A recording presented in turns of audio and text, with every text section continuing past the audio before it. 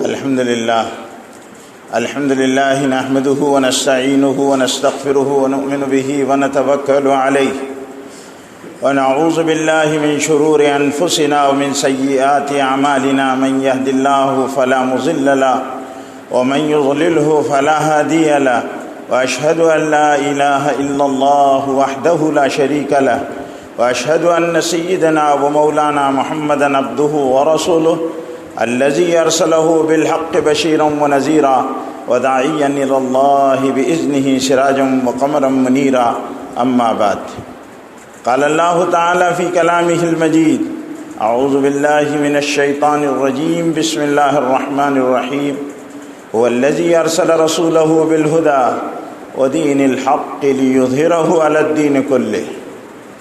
میرے دینی بھائیوں بزرگوں، اللہ رب العزت نے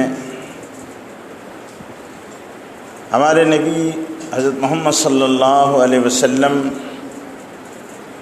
کو جن جس جامعیت اور جن کمالات کے ساتھ مبعوث فرمایا تھا، اس سے آج صلی اللہ علیہ وسلم کی زندگی کی کاملیت اور جامعیت کا اندازہ لگتا ہے کہ نوع انسانی میں اور طبقے انبیاء و رسل میں نہ ایسا جامع کوئی آیا، نہ ایسا مکمل کوئی آیا.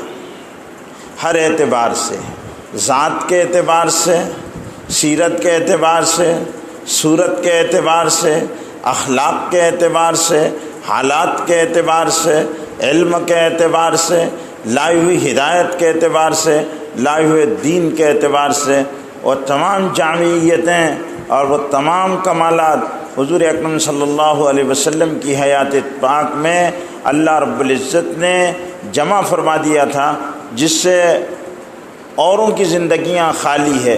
کسی میں اگر کوئی ایک خوبی ہے تو دوسری اس میں کوئی کمی نظر آئے گی. اگر کسی میں کوئی اور کچھ خوبیاں جمع ہو جائے تو بہت ساری خوبیاں اس کے اندر ناپید نظر آئے گی. لیکن حضور اکرم صلی اللہ علیہ وسلم جہاں ہر اعتبار سے، خوبیوں کے اعتبار سے، کمالات کے اعتبار سے، ہر اعتبار سے مکمل تھے، جس کو آپ 2-3 ہفتے سے ملاحظہ فرما رہے ہیں کہ حضور اکرم صلی اللہ علیہ وسلم کو اللہ نے جو علم دیا وہ بھی ایک بے مثال علم تھا، جس کی مثال نہیں ملتی. ایسا علم کہ آج تک دنیا اس کی اتھاہ گہرائیوں تک پہنچ نہیں سکی اور لوگ اس کی باریکیوں میں حیران اور سرگرداں ہیں. یہاں تک کہ حضور اکرم صلی اللہ علیہ وسلم کے اعمال میں بھی جو باریکیاں ہیں اور اس میں جو گہرائیاں ہیں، اس کو بھی آج دنیا اس پر بھی سر دھنتی ہے کہ کتنی باریکیاں اور کیسی اس کے اندر پہلو ہے. طبی نقطہ نظر سے جدید میڈیکل سائنس اپنی حیرت انگیز ترقیات کے باوجود حیرت زدہ ہے حضور اکرم صلی اللہ علیہ وسلم کے مبارک طریقوں کے بارے میں. اب ایک چھینک کو لے لیجئے کہ جب انسان چھینکتا ہے تو اس وقت اس کی دل کی حرکت ایک ثانیے کے لیے بند ہو جاتی ہے. تو اللہ کے رسول صلی اللہ علیہ وسلم نے انسانوں کو تعلیم فرمایا کہ الحمدللہ کہیں، اور چھینکنے پر جب الحمدللہ کہا جائے تو یرحمک اللہ کہا جائے، اور جب یرحمک اللہ کہا جائے تو یرحمک اللہ کہنے والے کو یہدیک اللہ و یصلح بالک یہ کہا جائے. تو یہ حضور اکرم صلی اللہ علیہ وسلم نے تعلیم فرمایا. کھانا کھاتے وقت دعاؤں کا جو اہتمام ہے، اور قضائے حاجت کو جاتے وقت دعاؤں کا اہتمام ہے، اور قضائے حاجت سے نکلنے میں دعاؤں کا اہتمام ہے، سوتے وقت دعاؤں کا اہتمام ہے، اور اٹھنے کے بعد دعاؤں کا اہتمام ہے. یہ ساری چیزیں جو ہے ان کے باریک ترین پہلو، اور پھر اس کے بعد جو شریعت کے اعمال ہے.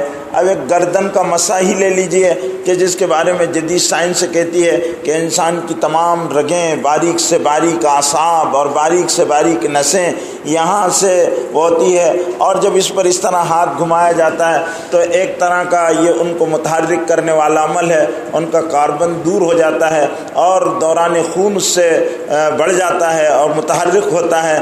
تو یہ ساری چیزیں سجدے میں جانے کی حکمتیں اور رکوع کی حکمتیں اور قیام کی حکمتیں یہ ساری چیزوں کی باریکیوں پر آج سائنس کی نظر ہے، اور وہ غور کر رہی ہے کہ حضور اکرم صلی اللہ علیہ وسلم نے جو اعمال بتائے ہیں ان میں کتنے طبی اور میڈیکل لائن کے کیسے کیسے فوائد مثمر اور پوشیدہ ہیں۔ یہ حضور اکرم صلی اللہ علیہ وسلم کی جامعیت کی اور کاملیت کی دلیل ہے۔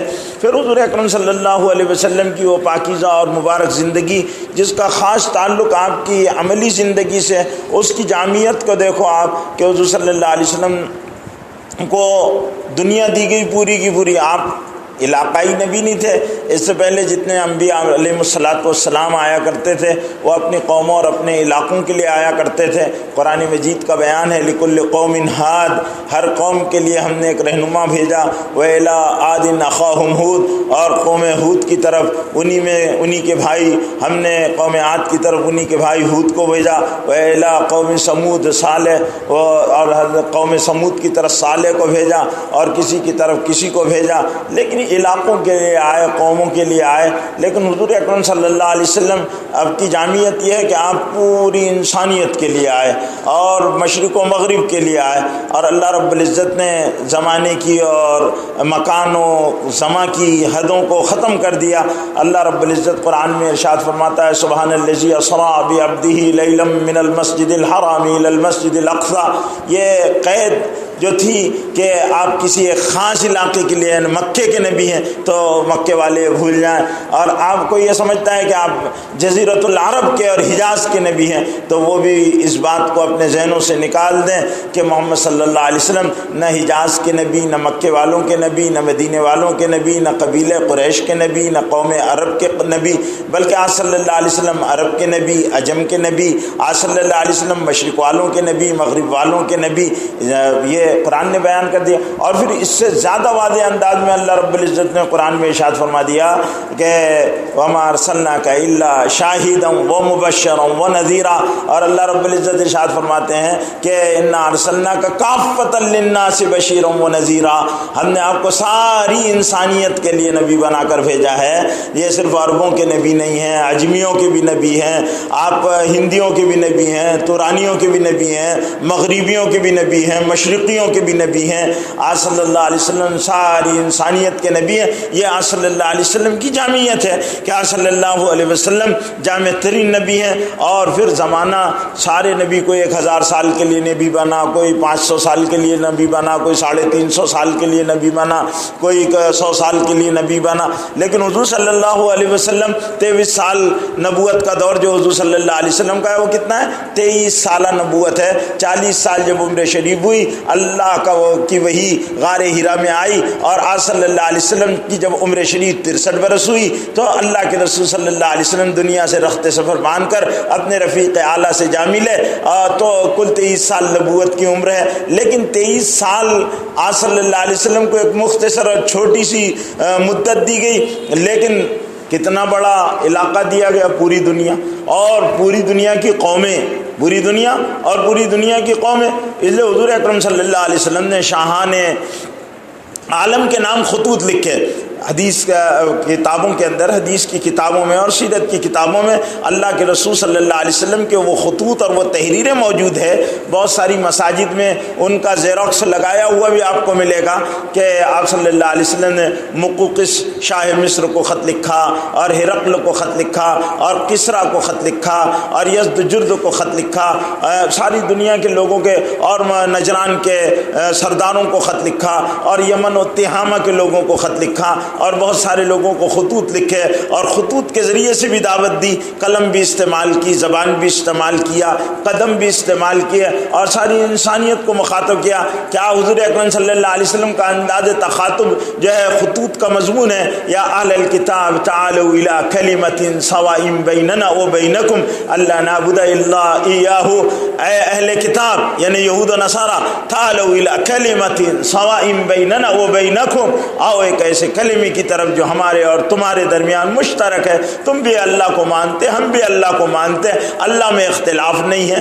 تعالوا الی کلمۃ سواء بیننا وبینکم، برابر ہے ہمارے اور تمہارے درمیان. سواء بیننا وبینکم اللہ نعبد الا اللہ، کہ ہم اللہ کے سوا کسی کی عبادت نہیں کریں گے. ولا نشرک بہ شیئا، اور اس کے علاوہ کسی کو اس میں شریک نہیں کریں گے. یہ حضور اکرم صلی اللہ علیہ وسلم دعوت دے رہے ہیں، اللہ کی عبادت کریں گے، اس کے ساتھ کسی کو شریک نہیں کریں گے.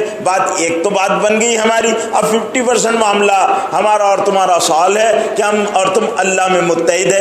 رہ گیا معاملہ نبوت اور رسالت کا. میں اللہ کا نبی ہوں، اللہ نے بھیجا. انی رسول اللہ علیکم جمیعا ایھا الناس، اے لوگوں میں تم سب کی طرف اللہ کا رسول بنا کر آیا ہوں، اور میں تمہاری باتوں، تم پر جو کتابیں آئی پہلے، توریت ہے، زبور ہے، انجیل ہے، ان کی تصدیق کرتا ہوں کہ وہ اللہ کی کتابیں ہیں. اور جو نبی تمہارے پاس آئے ہیں ان نبیوں کو اللہ کا سچا برگزیدہ رسول اور نبی مانتا ہوں. میں ان کا اس میں کوئی تمہارے درمیان میں اختلاف نہیں ہے. آؤ ایک ایسے کلمے کی طرف. تو یہ دعوت دی حضور اکرم صلی اللہ علیہ وسلم نے. تو آج صلی اللہ علیہ وسلم ساری انسانیت کے نبی ہیں، اور آج صلی اللہ علیہ وسلم ساری انسانیت کو مخاطب بنا رہے. پھر آج صلی اللہ علیہ وسلم کا زمانہ نبوت کے بعد ختم نہیں ہو گیا. حضور اکرم جیسے اور نبی آئے تو ان کے بعد نبی آنے کے بعد نبی ختم. جیسے ریاستوں اور ملکوں میں وزیر اعظم ہوتے ہیں، صدور ہوتے ہیں، چیف منسٹرز ہوتے ہیں. یہ ان کی جب مدت کار ہو جاتی ہے تو پھر الیکشن ہوتا ہے. پھر جو نئی پارٹی کا آدمی منتخب ہو کر آتا ہے وہ وزیر اعلیٰ ہوتا ہے، چیف منسٹر ہوتا ہے. پھر مدت ختم ہو گئی تو وہ ختم ہو جاتا ہے تو دوسرا آ جاتا ہے. تو اب جو پہلا ہوتا ہے اس کا حکم نہیں مانا جاتا ہے. تو اسی طرح نبیوں کا معاملہ ہے کہ ایک نبی آنے کے بعد دوسرے نبی کا معاملہ ختم ہو جاتا ہے. نبوت باقی رہتا ہے، نبوت ختم ہو جاتی ہے. یعنی جو نبوت کا مقصد ہے کہ ان کے احکام کو فالو کیا جائے، ان کی اتباع کی جائے اور ان کی بات کو مانا جائے، وہ معاملہ ختم ہو جاتا ہے. حضرت نوح سے لے کر حضرت عیسیٰ علیہ السلام تک جتنے بھی نبی آئے ان سے پہلے نبیوں کی شریعتیں اس کے بعد ختم کر دی گئی اور دوسری ایک شریعت دے دی گئی اور دوسرے احکام دے دیے گئے. لیکن جب حضور اکرم صلی اللہ علیہ وسلم آئے تو حضور اکرم صلی اللہ علیہ وسلم نے کہا میں دوسری شریعتوں کو منسوخ کرنے کے لیے نہیں آیا ہوں، دوسری شریعتوں کی تصدیق کرنے کے لیے آیا ہوں اور دوسرا نئے سرے سے احکام کی تجدید کرنے کے لیے آیا ہوں، اللہ کی عبادت کے طریقے بتانے کے لیے آیا ہوں اور وہ مفاسد اور بگاڑ ختم کرنے کے لیے آیا ہوں جو اللہ کے بندوں کے اندر پیدا ہو گئے. تو حضور اکرم صلی اللہ علیہ وسلم نے نبیوں کی حیثیتوں کو باقی رکھا اور اللہ کے احکام کو ساری انسانیت تک پہنچانے کی ذمہ داری اللہ نے ڈالی تو اس کو نبھایا اور انجام دیا. اور یہ پورا 23 سال کے اندر ہو گیا. آج صلی اللہ علیہ وسلم سے پہلے جتنے نبی آئے تو کسی نبی کے ماننے والے 100 تھے، انگلیوں پر گنے جاتے تھے. کسی کے 90 تھے، کسی کے 50 تھے، کسی کے 100 تھے. حضرت موسیٰ علیہ السلام کے ماننے والے تو کم تھے لیکن قوم بہت بڑی تھی. بنی اسرائیل اس کو کہتے ہیں. وہ قوم بڑی تھی لیکن ماننے والے بہت کم تھے اور عجیب و غریب مزاج کی قوم تھی جس کو پورا قرآن مجید بار بار ان کے حالات کو بیان کرتا ہے کہ بنی اسرائیل ایسے تھے ایسے تھے. ان کو کہا جاتا تھا رات تو کہتے تھے دن اور دن کہا جاتا تو رات کرتے تھے. جو کہا جاتا اس کا الٹا کیا کرتے تھے. نبیوں کو بہت ستایا کرتے تھے. یقتلون النبیین بغیر الحق، انبیاء علیہ الصلوۃ والسلام کو ناحق قتل کر دیا کرتے تھے، ستایا کرتے تھے. یہ ساری ان کی فطرت اور یہ خصلتوں کے عادی تھے وہ. تو اس طرح کی یہ قومیں تھی. تو اور جب حضور صلی اللہ علیہ وسلم آئے تو آپ کے ماننے والے ایک علاقے کے نہیں تھے، ایک قوم کے لوگ نہیں تھے. نجد کے لوگ بھی تھے، تہامہ کے لوگ بھی تھے اور کالے کالے بلال حبشہ سے آئے تھے وہ بھی تھے اور صہیب روم سے آئے تھے وہ بھی تھے اور فارس کے علاقے جیسے سلمان آئے تھے وہ بھی تھے اور تہامہ سے آئے تھے. اور روایتوں میں تو آتا ہے کہ ہندوستان کے لوگ بھی تھے اور حضرموت کے لوگ بھی تھے اور سنا کے لوگ بھی تھے اور کہاں کہاں کے لوگ تھے. اور حضور اکرم صلی اللہ علیہ وسلم کے عہد ہی میں اسلام کا غلغلہ جو ہے وہ پوری دنیا میں پھیل گیا تھا.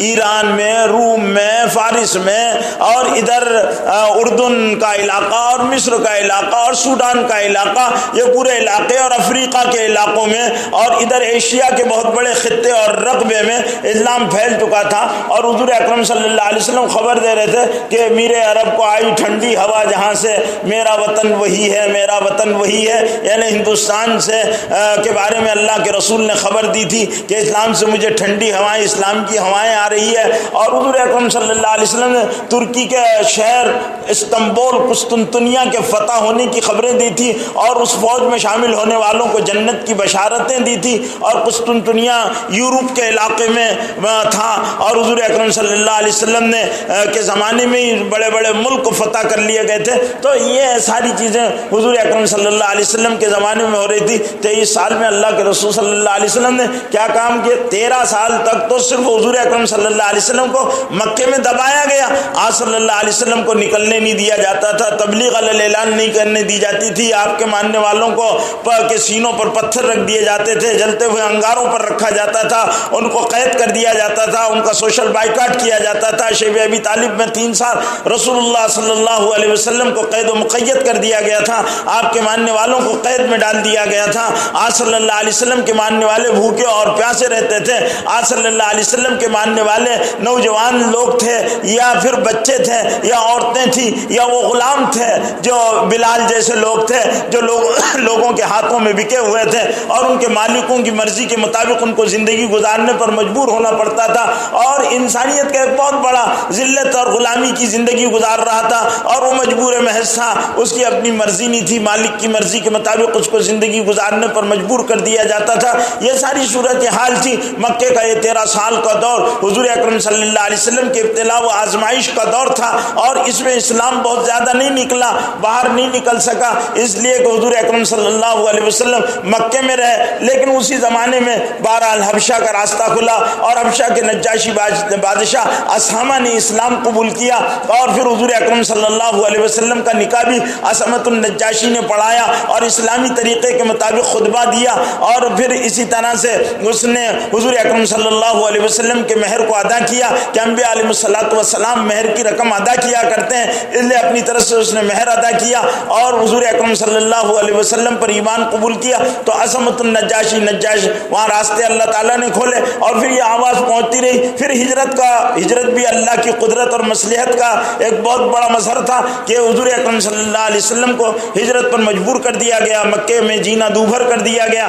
آج صلی اللہ علیہ وسلم مکے سے مدینے کی طرف گئے۔ اب یہ مدینے کا جو 10 سالہ دور ہے جس کو مدنی دور کہتے ہیں، یہ عروج اقبال کا دور ہے۔ یہ حضور اکرم صلی اللہ علیہ وسلم کے ماننے والوں کو آزادی کے ساتھ اللہ، لیکن اس میں بھی جنگیں ہیں، جنگ بدر ہوئی، جنگ احد ہوئی، اور جنگ خندق ہوئی، اور اس کے علاوہ 27 جنگیں ہوئی جن میں اللہ کے رسول شریک ہوئے، اور اس کے علاوہ جو غزوے جو سرایہ ہیں جن میں اللہ کے رسول نہیں شریک ہوئے، بلکہ آپ صلی اللہ علیہ وسلم نے صحابہ کرام کی چھوٹی چھوٹی ٹکڑیوں کو قبائل کی طرف یا قوموں کی طرف روانہ کیا۔ ان ساروں کی رہبری آپ صلی اللہ علیہ وسلم فرمایا کرتے تھے، ان کی تعداد بھی تقریباً وہ سب ملا کر 130 کے قریب ہوتی ہے، غزوات و سرایہ کی تعداد۔ اور حضور اکرم صلی اللہ علیہ وسلم یہاں سے وہاں تک یہ دور میں، یعنی ان حالات میں بھی آپ صلی اللہ علیہ وسلم کا کام کار نبوت چلتا رہا، قبائل آتے رہے، فتح مکہ کا عظیم الشان واقعہ پیش آیا، اور پھر اس کے بعد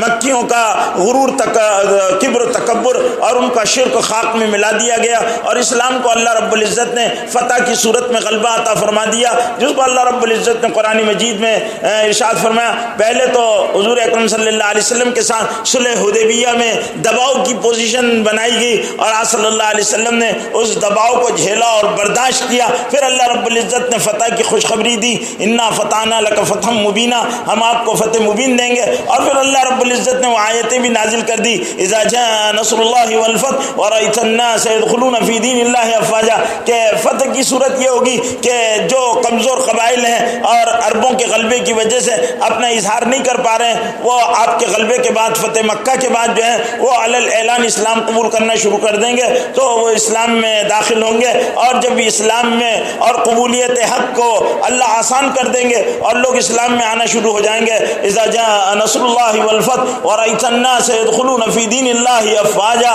جب اللہ کی مدد آ جائے اور تم لوگوں کو دیکھو کہ وہ اسلام میں فوج در فوج، گروہ کے گروہ، انبوہ در انبوہ اسلام میں داخل ہو رہے، وَإِذَا جَاءَ نَصْرُ اللَّهِ وَالْفَتْحُ وَرَأَيْتَ النَّاسَ يَدْخُلُونَ فِي دِينِ اللَّهِ أَفْوَاجًا، تو بس اب آپ کا کام کام دنیا میں تمام ہو گیا ہے۔ فسبح بحمد ربک، تو آپ کو تسبیح میں لگ جانا چاہیے، اللہ کی حمد تقدیس و تسبیح و ذکر، اور آپ کا رجوع الی اللہ اور اللہ کا سے ملاقات کا شوق، اور اس میں آپ کو انہماک زیادہ کرنا پڑے گا۔ فسبح بحمد ربک واستغفر، اور استغفار کی کثرت کریں، انہ کان توابا، اللہ معاف کرنے والا ہے۔ حضور اکرم صلی اللہ علیہ وسلم کو ان آیتوں میں ان کے انتقال کی خبر دی گئی، اللہ رب العزت نے بتا دیا کہ پھر وہ آپ کے انتقال کا وقت ہوگا اور آپ صلی اللہ علیہ وسلم کو دنیا سے اٹھا لیا جائے گا۔ تو یہ ساری چیزیں حضور اکرم صلی اللہ علیہ وسلم کے عہد کے ساتھ چلی، اور یہ 10 سال مدینے کے دور کے جو ہے مدنی دور کے، اس میں جنگیں بھی ہوئی، اس میں انصار و مہاجرین کی مواخات بھائی چارہ بھی کرایا گیا،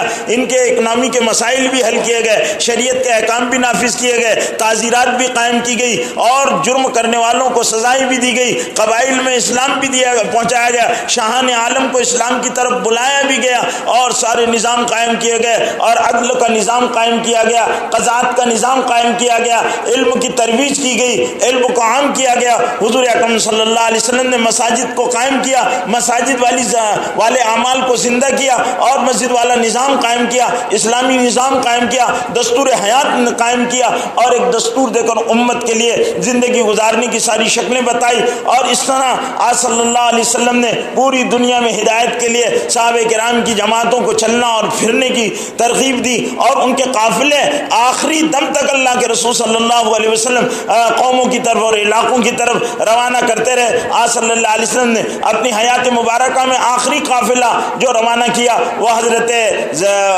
حضرت اسامہ ابن زید ابن حارثہ رضی اللہ تعالیٰ عنہ کی قیادت میں روانہ کیا گیا، اور وہ آخری قافلہ تھا، اس کو کیا جائے۔ پھر اس کے بعد یتیموں اور بیواؤں کے نظام اور ان کے مسائل کا حل، اور اس طرح قید ہونے والوں کے مسائل اور ان کے نظام اور ان کا حل، اور پھر اور دوسرے مسائل تھے جو ساری کی ساری چیزیں اور جو غلط چیزیں تھیں اس کے متبادل میں ایک صالح ترین نظام، سود کو ختم کیا گیا، قمار اور جوئے کو ختم کیا گیا، شراب کو مٹا دیا گیا اور ختم کر دیا گیا، بے حیائی بے پردگی کو ختم کر دیا گیا، پردے کے احکام کو نافذ کیا گیا، حلال کمائی کے راستوں کو کھولا گیا، ڈاکہ اور رہزنی کو بند کر دیا گیا، زنا اور بدکاری پر سزائیں اور قائم کی گئی، اور جنہوں سے زنا کے عمل سرزد ہوئے ان کو سزائیں دی گئی۔ یہ پورا کا پورا نظام حضور اکرم صلی اللہ علیہ وسلم نے 10 سال میں کیا، اور 10 سال میں اس نظام کے ساتھ ساتھ حضور اکرم صلی اللہ علیہ وسلم مکے کے اندر مکہ بھی فتح کیا گیا،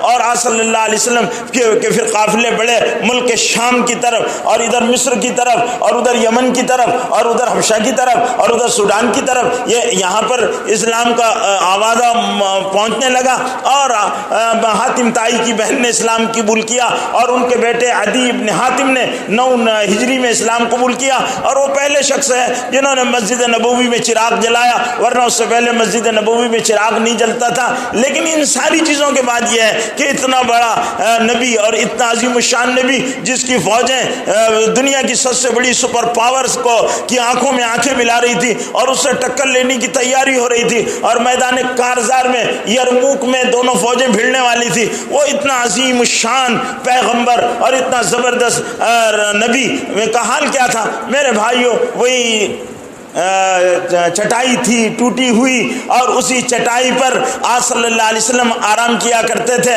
وہی جھوپڑا کھجوروں کی چھال پتے ڈال دیے گئے تھے اور کھجوروں کے تنوں سے گھر بنا دیا گیا تھا، جس کی لمبائی کا یہ عالم تھا کہ اگر آج صلی اللہ علیہ وسلم پیر لمبے کرتے تو دروازے کی چوکھٹ پر پیر ٹکتے تھے اور دیوار کو سر ٹکتا تھا، چھوٹا سا گھر تھا، اسی میں آج صلی اللہ علیہ وسلم اپنے ازواج مطہرات کے حقوق بھی ادا کرنے، اپنے اقربا اور قرابت داروں کے حقوق بھی ادا کرنے، بیٹی فاطمہ بھی آ رہی ہے اور نواسے کاندھوں پر کھیل رہے بھی ہیں، امامہ کو لے کر گھوم بھی رہے ہیں۔ یہ ساری چیزیں ایک مختلف دور میں کہ امامہ کبھی نبی کے کاندھے پر ہے، کبھی حسن حسین نبی کے کاندھوں پر ہے، کبھی بازاروں میں جا کر بیواؤں کو سامان دلایا جا رہا، کبھی ہاتھ بھی کاٹے جا رہے ہیں چوری کرنے والوں کو اور زنا لگانے والوں کو سنسار بھی کیا جا رہا، اور کئی ادھر لشکر بھی بھیجے جا رہے ہیں، ادھر قبائل کی ہدایت کا انتظام بھی کیا جا رہا، اور پوری عالم کی ہدایت کی فکر بھی نگاہوں کے اندر ہے۔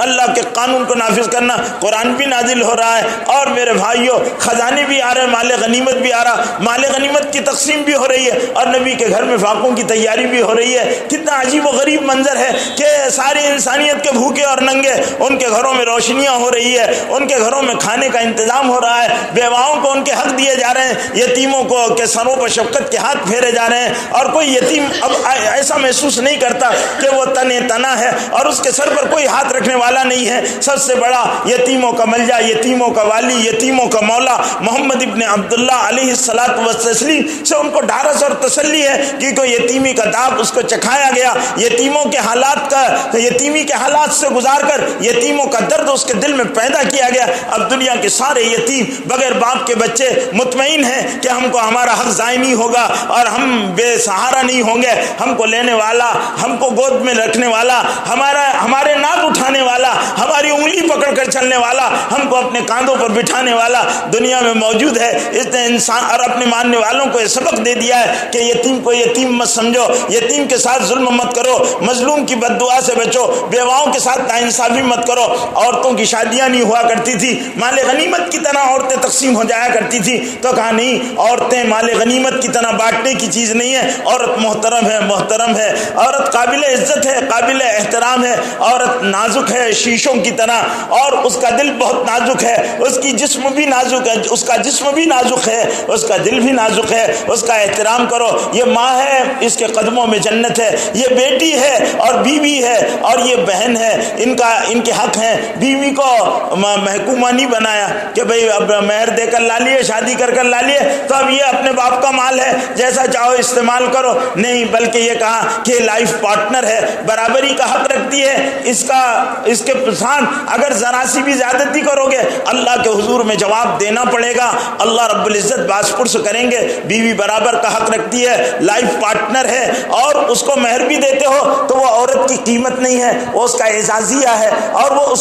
اس کی دلجوئی کے لیے آپ اس کو دیتے ہیں، وہ اعزازیہ ہے، اور اس کو آپ مہر کی قیمت جو ہے وہ عورت کی قیمت نہیں ہے، اعزاز میں دیا جاتا ہے کہ ایک عورت اپنے آپ کو اب اپنوں سے کٹ کر تم سے جڑ رہی ہے، آج سے اس کو انسیت اور تسلی اور محبت اور تعلق جوڑتی ہے، اپنے سب کو بھول جاتی ہے، ایک سادے سے بول کی وجہ سے، ایک کہاں کہہ دینے کی وجہ سے اپنی ماں کو بھول جاتی ہے، اپنے بھائیوں کو بھول جاتی ہے، اپنے خاندان کو بھول جاتی ہے، تمہاری ہو کر رہتی ہے، تمہاری ذات میں، تمہاری وجہ سے اپنی ذات کو تمہاری ذات میں اور تمہاری اولاد کی وجہ سے اپنا سب گنوا دیتی ہو، تم اس پر غرور دکھاتے ہو۔ تو اللہ کے رسول نے نہیں کہا نہیں، ان کے ساتھ بہتر سلوک کرنا، اور پھر ایک صاف بات کر دی، خیارکم لأہلہ وانا خیارکم لأہلی، تم میں سب سے بہترین لوگ وہ ہیں جو اپنے گھر والوں کے ساتھ اچھا سلوک کرتے ہیں۔ باہر والوں سے اچھا سلوک تو سب کرتے ہیں، کیونکہ اگر آپ شیر ہیں تو دوسرا سوا شیر ہے، اگر آپ ایک مارتے ہیں تو دوسرا آپ کو جم کر کوٹنے اور مار کر بندر بنا دینے کی صلاحیت رکھتا ہے، اس لیے آدمی باہر جو ہے وہ بھیگی بلی بن جاتا ہے، لیکن گھر میں آتا ہے تو نتنیاں بھلاتا ہے، آستینیں چڑھاتا ہے، پھنکارتا ہے اور دھن دھناتا ہے، تو کس پر؟ بیچاری غریب عورت پر۔ وہ عورت جس نے اپنا آپ تیرے کو سونپ دیا، تیرے بچے پیدا کیے، تیرے بچوں کو دودھ پلایا، تیرے بچوں کے لیے راتوں کو جاگی، اور تو اس کے ساتھ ایسا سلوک کرتا ہے، اس کو بے دردی سے مارتا ہے، اس کے ساتھ ناانصافی کرتا ہے، اس کے ساتھ ظلم کرتا ہے۔ اللہ کے رسول نے فرمایا نہیں، یہ غلط بات ہے، خیارکم لأہلہ وانا خیارکم لأہلی، اور میں میرے گھر والوں میں سب سے زیادہ۔ پھر حضور اکرم صلی اللہ علیہ وسلم نے اپنی بیٹی حضرت فاطمہ کے بارے میں بہت بلند بات کہی۔ لوگ بیٹی پیدا ہونے نہیں دیتے، اور اگر ہو گئی تو بیٹی کی پیدائش کو اچھا نہیں سمجھتے، بلکہ بہت سارے علاقوں میں تو ایسا ہوتا ہے کہ اگر کہیں مسلسل بیٹیاں ہوتی ہے تو اخباروں میں آپ بھی پڑھتے رہتے ہیں، میں بھی پڑھتا رہتا ہوں کہ بیٹی ہونے کی وجہ سے باپ نے، شوہر نے اپنی بیوی کو جلا دیا، اپنی بیوی کو مار دیا، اپنی بیوی کو طلاق دے دیا۔ اور ایسا بھی ہوتا ہے، ایک خاتون میں نے بڑے درد کے ساتھ بیان کی کہ اللہ لگے میرے شوہر عالم ہیں لیکن مجھ پر اتنی زیادتی کرتے ہیں. مجھ سے کہنے لگے کہ میری بیٹیاں پیدا ہوتی ہے اور انہوں نے اب وارننگ دے دی ہے کہ اگر اب 5ویں بیٹی پیدا ہوئی تو میں طلاق دے دوں گا. مولانا صاحب اب میں ان 4 بیٹیوں کو لے کر کہاں جاؤں گی اور میں کیا کروں گی؟ یہ اس طرح کی بات کرتے ہیں. تو میرے بھائیوں بعض لوگ ایسے خاندانی اثر سے اور جو بھی چیزیں ہوں اس کی وجہ سے جہالت کا ثبوت دیتے ہیں تو اس طرح وہ اس کے اختیار میں نہیں. حضور اکرم صلی اللہ علیہ وسلم نے بیٹیوں کے باپوں کو اپنی بیٹی فاطمہ کے ذریعے سے پیغام دیا. اللہ کے رسول فرماتے ہیں فاطمہ تو عزت منی، فاطمہ تو میرے جگر کا ٹکڑا ہے، فاطمہ میرے جگر کا ٹکڑا ہے. حضرت فاطمہ آتی، نبوت بے قرار ہو کر اٹھ جاتی. اللہ کے رسول لپک کر فاطمہ کو اپنے پاس بلا لیتے، اب کے سر پر ہاتھ پھیرتے اور ان کے حالات کی مزاج پرسی کرتے، ان کے حال احوال دریافت کرتے. حضرت فاطمہ رضی اللہ تعالیٰ عنہ کے لیے بے قرار ہوتے فاطمہ، لیکن فاطمہ کی بھوک پر نہیں پریشان ہوتے. حضور اکرم صلی اللہ علیہ وسلم فاطمہ کے ہاتھوں میں گٹے پڑ گئے تھے، اس کے بارے میں نہیں فکر مند ہے، فاطمہ کے لیے فکر مند بہت ہیں. ایک مرتبہ حضرت علی نے کہہ دیا کہ میں نکاح کرنا چاہتا ہوں اور میں ابو جہل کی بیٹی جن کا نام رملہ تھا غالباً میں اس کے ساتھ نکاح کرنا چاہتا ہوں. حضرت فاطمہ کو بڑا برا لگا تو حضرت فاطمہ نے حضور اکرم صلی اللہ علیہ وسلم سے کہا اے اللہ کے رسول علی دوسرا نکاح کرنا چاہتے ہیں، آپ ان سے کہہ دیجئے کہ وہ شوق سے دوسرا نکاح کریں، لیکن یہ ہو نہیں سکتا کہ محمد صلی اللہ علیہ وسلم کی بیٹی اور محمد صلی اللہ علیہ وسلم کے دشمن کی بیٹی ایک گھر میں دونوں ساتھ میں رہے، ایسا نہیں ہو سکتا. ابو جہل حضور صلی اللہ علیہ وسلم کے دشمن تھے تو کہنے ایسا نہیں ہو سکتا. حضور اکرم صلی اللہ علیہ وسلم نے بیٹی کے اس درد کو محسوس کیا، بے قرار ہو گئے حضور صلی اللہ علیہ وسلم اور ممبر پر تشریف لائے اور آپ صلی اللہ علیہ وسلم نے خطبہ دیا اور آپ صلی اللہ علیہ وسلم نے کہا کہ فاطمہ تو بضعۃ منی فمن آذاها فقد آذانی، فاطمہ میرے جگر کا ٹکڑا ہے، جس نے فاطمہ کو تکلیف دی اس نے مجھے تکلیف دی. حضرت علی سمجھ گئے کہ اللہ کے رسول صلی اللہ علیہ وسلم کا روح سخن میری طرف ہے. پھر انہوں نے حضرت فاطمہ کی زندگی میں دوسرا نکاح نہیں کیا. اللہ کے رسول صلی اللہ علیہ وسلم کو اپنی بیٹی سے اتنی محبت تھی لیکن اس کی دنیا نہیں بنائی، فاطمہ کی دنیا نہیں بنائی. فاطمہ کے ہاں وہی فاقے تھے، وہی افلاس تھا، وہی بچے بھوک سے رویا کرتے تھے، وہی ماں کھجوروں کو علی کھجوریں لایا کرتے تھے اور فاطمہ ان کھجوروں سے گدری ہوئی کھجوروں سے اپنے بیٹوں کو پالا کرتی تھی. کیوں کہ خاندان نبوت اگر اپنی دنیا بنانے میں لگتا اور اپنے کاروبار بسانے میں لگتا اور خاندان نبوت کے لوگ اور اس زمانے کے مسلمان اپنے کاروبار کی اصلاح میں لگتے، اپنے گھر بناتے، اپنی دکانیں بناتے، اپنے باغات بناتے تو میرے بھائیوں دنیا میں اسلام نہیں پھیلتا. یہ ان کے بھوک پر پھیلا، ان کے فاقوں پر پھیلا، خاندان نبوت کی قربانیوں پر پھیلا.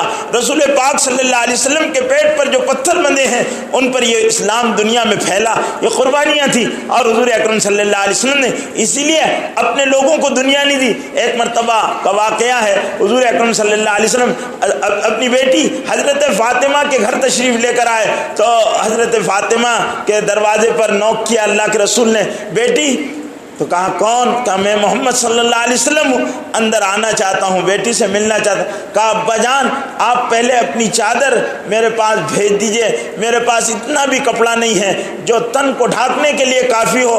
ابا آپ میرے ہیں، اپنی چادر پھینک دیجئے. حضور پاک صلی اللہ علیہ وسلم نے اپنے بدن مبارک کی چادر اندر کمرے میں پھینکی. حضرت فاطمہ نے اس چادر کو اپنے بدن پر ڈھانکا. پھر حضور اکرم صلی اللہ علیہ وسلم نے بیٹھ کر اپنی بیٹی سے بات کی. حضرت فاطمہ نے کہا اے اللہ کے رسول صلی اللہ علیہ وسلم کئی دن کا فاقہ ہے. رسول صلی اللہ علیہ وسلم نے فرمایا اے فاطمہ اگر تو چاہتی ہے تو تیرے لیے اللہ میرے لیے اور پہاڑ کو سونا بنا دے، میں تجھے سونے اور چاندی سے لدوا دوں، لیکن اللہ کے یہاں حساب دینا ہوگا، اللہ کے یہاں حساب دینا ہوگا. اللہ نے مجھے 2 چیزوں کی پیشکش کی تھی، نبوت اور بادشاہت، نبوت اور عبدیت. میں نے نبوت اور عبدیت کو قبول کیا، بادشاہت کو ٹھکرا دیا. مجھے فاقوں میں مزہ آتا ہے فاطمہ، مجھے بھوک میں اللہ کی یاد آتا ہے فاطمہ. تو بھی فاطمہ بھوک اور پیاس کو برداشت کر لے، بھوک سے تیرے بچے بلبلاتے رہیں اور تڑپتے رہیں. اللہ کو یہ بات بڑی پسند آتی ہے. اللہ تمہارے بھوک اور پیاس پر انسانوں کی گمراہیوں کو ہدایت میں بدلتا ہے، تیرے بچوں کے رونے پر اللہ رب العزت ہدایت کے ہوائیں چلاتا ہے۔ اے فاطمہ، تیرے رونے پر اور تیری بھوک پر اور علی کی محنت و مشقت سے نہ کر پانے پر اور دین کے تقاضوں کو پورا کرنے پر اللہ کو پیار آتا ہے۔ اللہ مشرق و مغرب کی ہدایت کے فیصلے کرتا ہے۔ فاطمہ کو اللہ کے رسول صلی اللہ علیہ وسلم کہہ رہے، فاطمہ ان مشقتوں کے جواب میں تجھے ایک چیز سکھاتا ہوں، تو سبحان اللہ پڑھ لیا کر، الحمدللہ کہہ لیا کر، لا الہ الا اللہ کہہ لیا کر، اللہ اکبر کہہ لیا کر۔ تیرے ان قول سے تیری مشقتیں ختم ہو جائے گی، اللہ تجھے سکون اور راحت دے دیں گے، اور تیری ان قربانیوں پر اللہ ہدایت دے دیں گے۔ میرے بھائیوں، اور پھر اپنے گھر والوں کو ان قربانیوں پر ڈالا۔ پھر آپ صلی اللہ علیہ وسلم نے اپنے صحابہ کرام کو ان قربانیوں پر ڈالا۔ صحابہ کرام پوری زندگی قربانیوں کے ساتھ چلے، بچے یتیم ہوئے، عورتیں بیوہ ہوئیں، کاروبار بگڑ گئے، کھجوروں کے درخت سوکھ گئے اور اونٹنیاں مریل ہو گئی، کوئی کاروبار تجارتی منڈیوں میں ان کا مال لے جانے والا اور کوئی لانے والا نہ رہا، دین کے تقاضے پورے کرتے رہے۔ صحابہ کرام کے دل میں ایک دن خیال آیا، اپنے کاروبار کو ہم درست کر لیں گے اور رسول پاک صلی اللہ علیہ وسلم سے جا کر کچھ دن کی رضا لے لیں گے، کچھ دن کی چھٹی مانگ لیں گے کہ اللہ کے رسول ہم کو کچھ دن چھٹی دے دیجئے، ہم اپنے باغات کی فکر کر لیں، اپنے کاروبار کو سنبھال لیں۔ یہ خیال کے ساتھ مسجد نبوی میں حاضر خدمت ہوئے۔ ابھی بات زبان پر آئی نہیں اور کسی نے کہنے کی ہمت نہیں کی کہ وہی الہی آئی اور اللہ نے قرآن میں نازل فرمایا، یا ایھا الذین آمنوا لا تلقوا بایدیکم الی التہلکہ، اے ایمان والو اپنے آپ کو ہلاکت میں مت ڈالو۔ حضور اکرم صلی اللہ علیہ وسلم نے صحابہ سے پوچھا تم لوگوں نے کیا پلاننگ کی تھی؟ کہا صحابہ خاموش ہو گئے اور ڈر گئے کہ اللہ نے وحی کے ذریعے سے رسول پاک صلی اللہ علیہ وسلم کو ہمارے رائے اور مشورے کی خبر کر دی ہے۔ اب گھبرا گئے صحابہ کرام، اور صحابہ کرام نے پھر اس کے بعد پوچھا، کہنے لگے کہ اللہ کے رسول ہم نے ایسا سوچا تھا۔ کہا جانتے ہو اللہ نے قرآن نازل کیا، یا ایھا الذین آمنوا لا تلقوا بایدیکم الی التہلکہ، اے ایمان والو اپنے آپ کو ہلاکت میں مت ڈالو۔ اگر تم اپنے کاروبار بنانے میں لگے تو تم ہلاکت میں پڑ جاؤ گے، اور اگر تم اپنی دکانوں کو سنوارنے میں لگے ہلاکت میں پڑ جاؤ گے، تم اپنے بیوی بچوں کی فکر میں لگ جاؤ گے اور اللہ کا دین انسانوں کی زندگیوں سے نکل جائے گا، تم ہلاکت میں پڑ جاؤ گے، تمہاری دنیا کے مالی نقشے اللہ بگاڑ دیں گے، اور تمہارے لیے اللہ رب العزت نے تمہاری جماعت کو جو قبول کیا ہے وہ کائے کے لیے قبول کیا؟ تمہاری قربانیوں پر، تمہارے مسائل کے بگڑنے پر اور تمہاری دنیا کے خراب ہو جانے پر اللہ کو پیار آ رہا ہے اور اللہ انسانیت کی ہدایت کے فیصلے کر رہے ہیں، اس لیے تم اس کی فکر مت کرو۔ صحابہ کرام کہتے ہیں پھر ہم نے سوچا بھی نہیں، خاموش کے ساتھ واپس آ گئے اور پھر ہم پلٹ کر بھی نہیں دیکھے، اور ہمیشہ ہمارے کاروبار بگڑتے رہے، ہماری کھیتیاں سوکھتی رہی، ہمارے بچے ماؤں کے سینوں کو بلک کر روتے رہے، فاقوں پر فاقے ہوتے رہے۔ خود خاندان نبوت میں چراغ پر چراغ اندھیرا ہوا کرتا تھا، چراغ جلانے کے لیے تیل نہیں ہوا کرتا تھا، لیکن اس کے باوجود زندگیاں گزرتی رہی،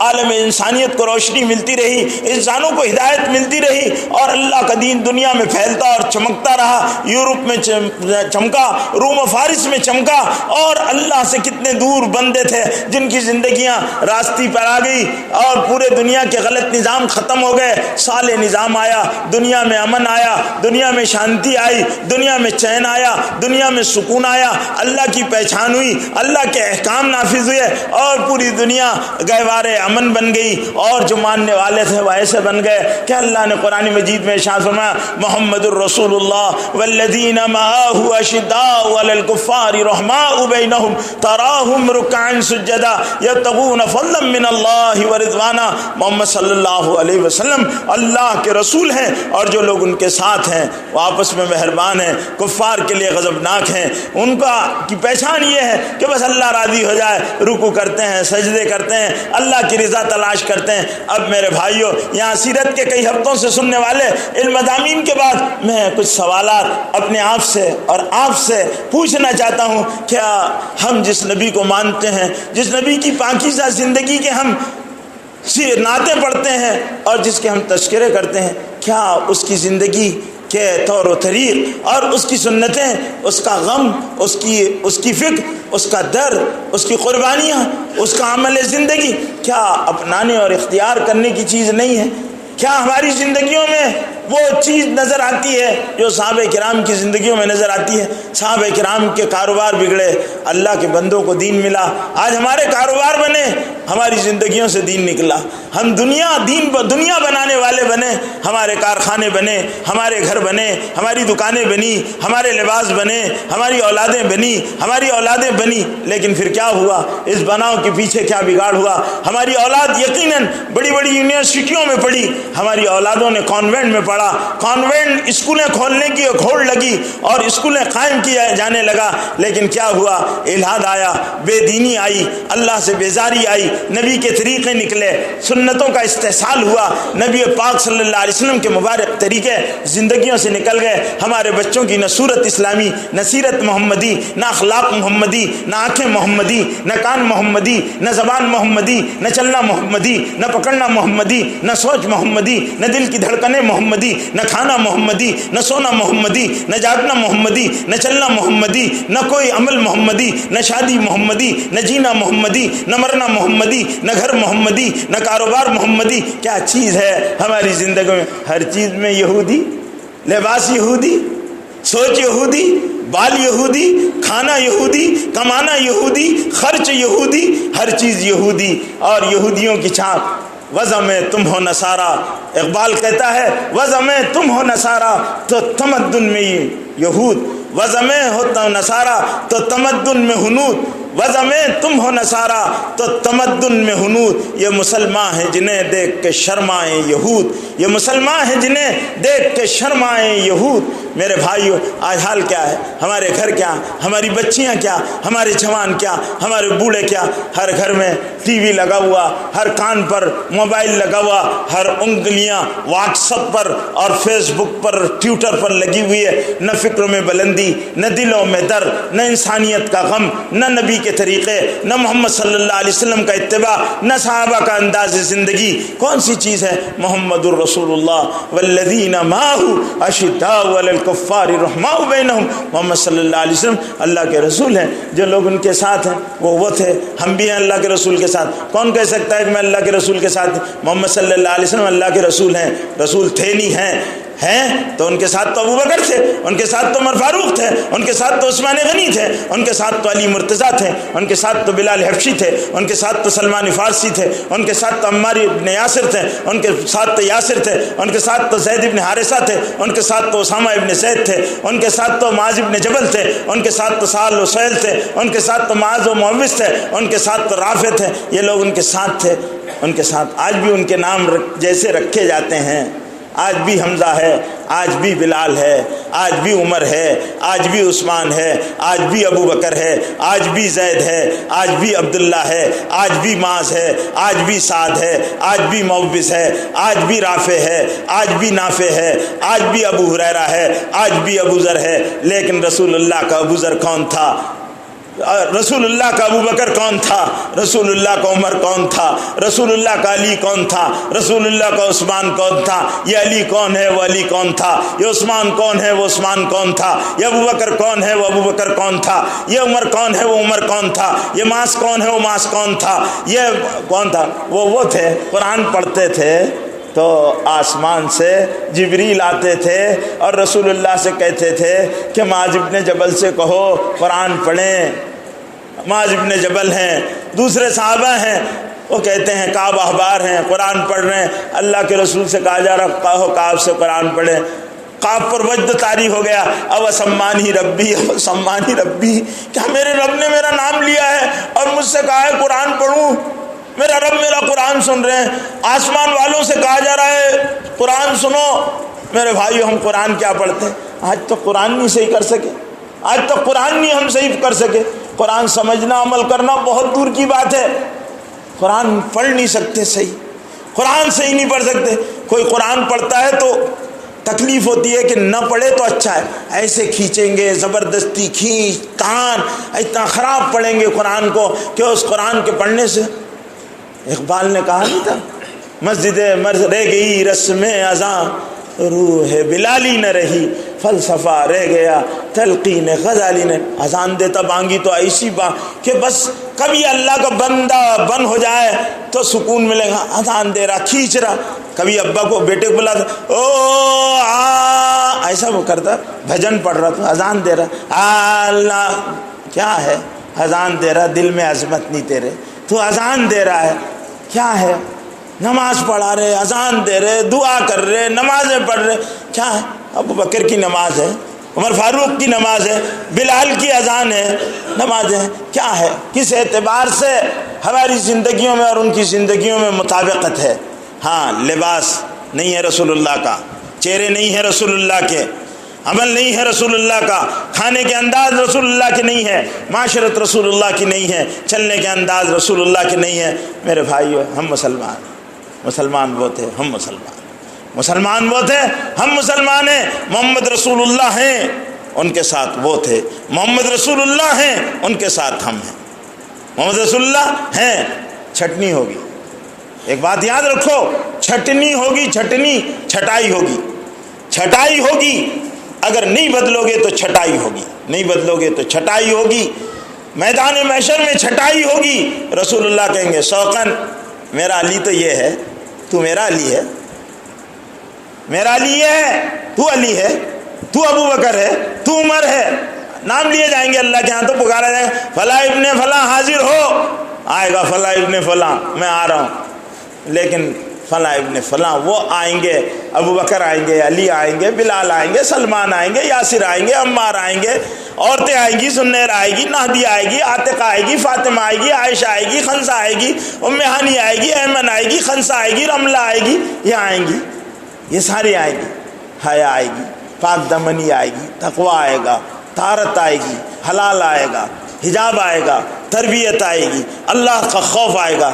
تقوی آئے گا، روزے آئیں گے، نمازیں آئے گی، یہاں ٹی وی آئے گا، سیریل آئے گا، یہاں ٹی وی آئے گا، سیریل آئے گا، سب اللہ تعالیٰ اعمال کو مشکل کریں گے۔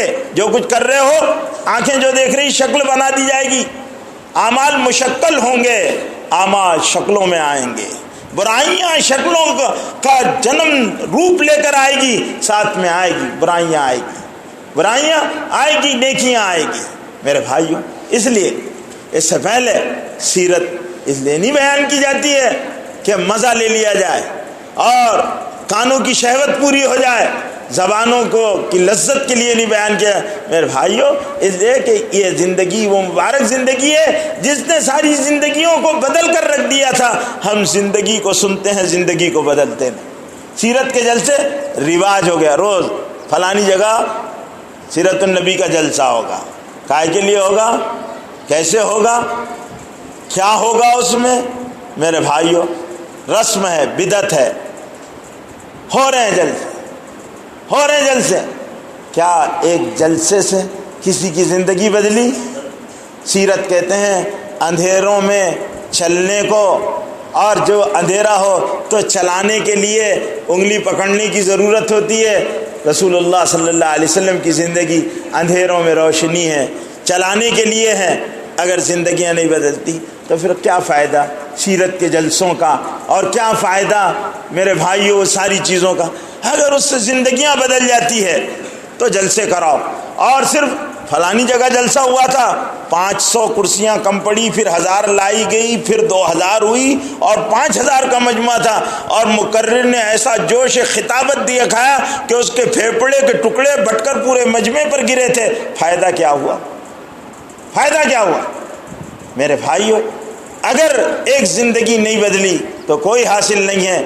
یہ پیسہ اسراف جائے گا، جواب اللہ کے پاس دینا پڑے گا کہ ہم نے بھیک مانگ کر جلسے کیے تھے، خوش فہمیوں میں مبتلا لوگوں، یہ حاصل کچھ نہیں، نہ ان جلسوں کا۔ زندگیاں بدلو، سیرت اپنے گھروں میں پڑھو، اور سیرت کو اپنی زندگیوں میں اپناؤ اور اختیار کرو، اور اپنے بچوں کی سیرت سازی کرو، اپنے بچوں کی سیرت سازی کرو، ہمارے جوان سیرت کے سانچے میں ڈھلے، ہماری بیٹیاں سیرت کے سانچے میں ڈھلے، ہمارے بوڑھے سیرت کے سانچے میں ڈھلے، ہماری نمازیں بنے، ہمارا ایمان بنے، ہمارے اخلاق بنے، ہمارا دین بنے، ہمارے معاملات بنے، ہمارے معلومات بنے، ہمارے معاملات بنے، ہماری معاشرت بنے۔ لقد کان لکم فی رسول اللہ اسوۃ حسنہ۔